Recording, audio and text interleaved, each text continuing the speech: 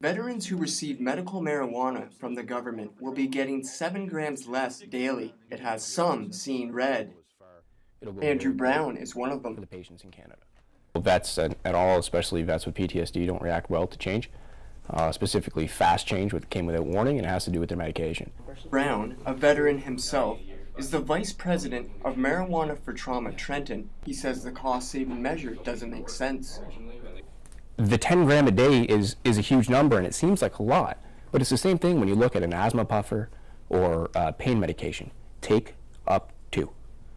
If you're not in pain, don't smoke 10 grams a day. You know, if you are, you can.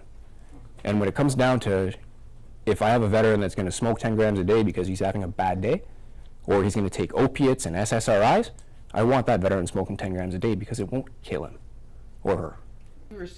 Brown says many, including the government, aren't aware of what veterans are doing with the 10 grams. The higher scripts that you're going to find, especially in the veteran community and especially within MFT, are actually going to older veterans who are using cannabidiol.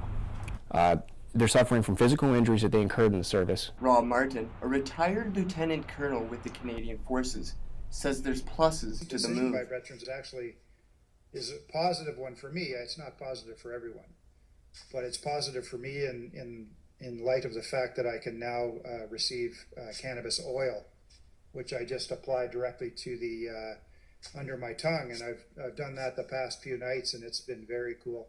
Takes longer, but yeah, it works.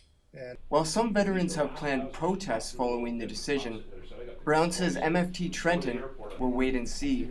Like I said, we still have to wait and see what the process is like. Okay. If we walk clean through and the recommendations stand and the VA takes it at face value and says, okay, no worries, what do we have to protest about? In a statement last week, Veterans Affairs Minister Kent Hare said the new policy will take effect on May 21st, 2017. Brendan Burke, QNet News, Trenton.